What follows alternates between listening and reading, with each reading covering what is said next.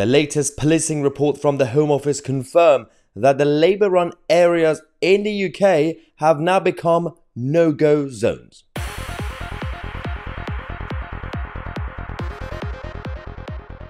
Hello everybody, welcome to the channel that challenges the mainstream media and the political establishment, from the left-wing nutters to the globalist elites.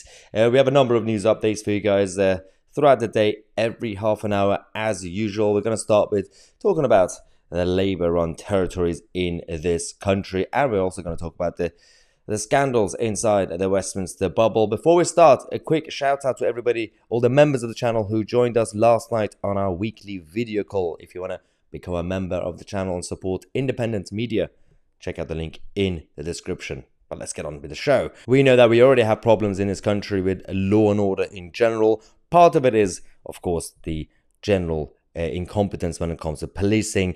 But at the same time, when it comes to appetite, political appetite, we definitely lack in that area as well. Now, the latest report that now confirm that, especially when it comes to this, the new positions, the police and crime commissioners, the PCCs, clearly this political position has not really done anything really in that sense, because robbery is now 1.2 per 1,000 people in Labour areas. It's double compared to non-Labour territories.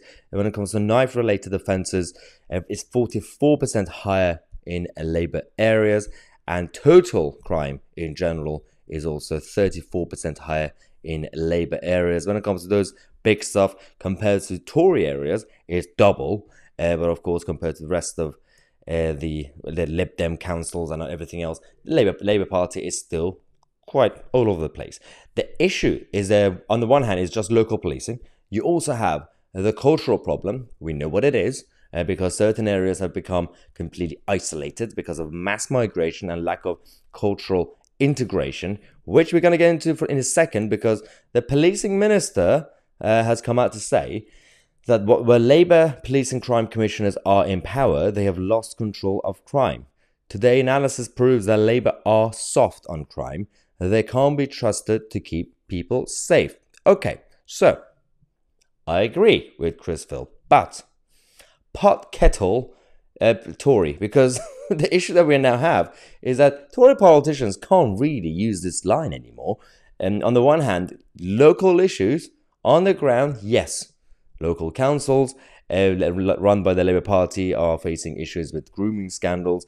We have, again, isolated areas, lack of integration. But on a national level, there's the same Chris Phil, the minister, and the same Tory government that created this chaos of border crisis. Now, all this has resulted in what we are seeing now. So, yes, of course, let's blame the Labour local authorities for not being able to get a grip. Absolutely. But this problem also was started on a national level. When your borders are open, when politicians from centre-left and centre-right are surrendering to the woke ideologies and political correctness. We can't really talk about this, we can't talk about that, we can't deport this person, we can't arrest this person, and you wonder why this problem is happening.